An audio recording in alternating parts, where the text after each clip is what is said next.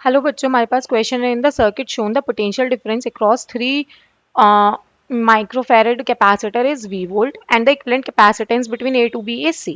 तो हमें इन दोनों की वैल्यूज निकालने हैं। तो सबसे पहले हम C इक्विवेलेंट की बात कर लेते हैं। A टू B ये दोनों जो कैपेसिटर हैं ये दोनों सीरीज में है और इनका जो रिजल्टेंट है वो इसके साथ किस में होगा, पैरेलल में कनेक्ट होगा। तो सबसे पहले मैं C डैश निकाल लेती हूँ सीरीज के लिए। 1/C dash is equal to, series में है ना तो क्या होगा, 3 × 6/6 + 3। ये कितना हो गया, 18/9। वैल्यू आ गई आपकी 2। ये हो गया आपका 2 माइक्रोफैरेड। तो सी इक्विवेलेंट की वैल्यू कितनी आ जाएगी। अब ये दोनों पैरेलल में कनेक्ट है और पैरेलल का क्या होता है, 2 + 2 सीधे सीधे। तो ये हो गया आपका 4 माइक्रोफैरेड। ठीक है, तो इसका मतलब ये वाला ऑप्शन करेक्ट हो जाएगा। अब बात करते हैं कैपेसिट, उसने इन दोनों के बारे में बात की है। ठीक है, इन दोनों के क्रॉस जो पूरा पोटेंशियल जाएगी ए टू बी वो कितनी रहेगी, 40 वोल्ट। इसके क्रॉस लेट से पोटेंशियल V1 है और ये पोटेंशियल V हो गई है ना, तो ये हो गया V1 + V। ठीक, दोनों सीरीज में है तो चार्ज क्या रहेगा, सेम रहेगा।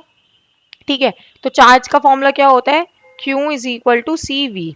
तो V1 के इसके लिए बात कर लेते हैं, ये हो जाएगा V1 × 6 और इसके लिए कितना हो जाएगा, 3 × V। ठीक, तो V की वैल्यू कितनी आ गई, twice of V1। Value put कर देते हैं, ये हो गया 40 इज इक्वल टू, अच्छा ये ना 60 है टोटल, यहाँ वैल्यू पुट करते हैं। 60 is equal to V1 + twice of V1। तो V1 की वैल्यू कितनी आ गई यहाँ से, 320 वोल्ट है ना। तो V की कितनी आ जाएगी, V is equal to 60 - 20 that is कितना हो गया आपका 40 वोल्ट। तो ऑप्शन मैच कर लेते हैं। सी तो हमारा 4 माइक्रोफैरेड करेक्ट हो गया, ये कर इनकरेक्ट। V तो 20 वोल्ट नहीं है, V कितना है 40 वोल्ट। तो करेक्ट ऑप्शन हो गए A and D। Thank you.